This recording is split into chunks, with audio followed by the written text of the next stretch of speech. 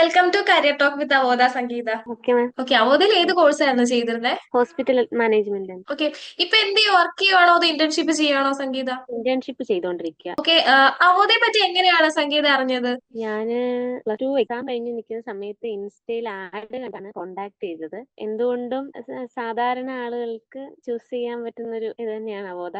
Okay, നമ്മളിവിടെ അവോദയിൽ ഒരു 30-ൽ പരം കോഴ്സ് പല ലാംഗ്വേജസിലാണ് പ്രൊവൈഡ് ചെയ്യുന്നത്. അപ്പം ഇപ്പൊ ആ പഠിച്ചുകൊണ്ടിരിക്കുന്ന സ്റ്റുഡൻസിനോട് അല്ലെങ്കിൽ ഇനി വരാൻ പോകുന്ന സ്റ്റുഡൻസിനോട് സംഗീതയ്ക്ക് എന്താണ് അവോദയെ പറ്റി പറയാനുള്ളത്? പറയാനുള്ളതെന്ന് വെച്ചാൽ സാധാരണക്കാർക്ക് പറ്റിയതാണ്. അതായത് ജോലി കിട്ടിയതിന് ശേഷം ആണെങ്കിൽ ഫീസ് അടച്ചാൽ മതിയല്ലോ. സാധാരണക്കാർക്ക് പറ്റിയ ഒരു ഇതാണ് ഈ ഒരു കോഴ്സ്. ഇപ്പൊ വേണമെങ്കിലും എവിടെ ഇരുന്ന് വേണമെങ്കിലും ക്ലാസ് അറ്റൻഡ് ചെയ്യാം. നമ്മുടെ സമയത്തിനനുസരിച്ച് ക്ലാസ് അറ്റൻഡ് ചെയ്യാൻ പറ്റും. ഓക്കെ, അത്രയൊക്കെയുള്ള.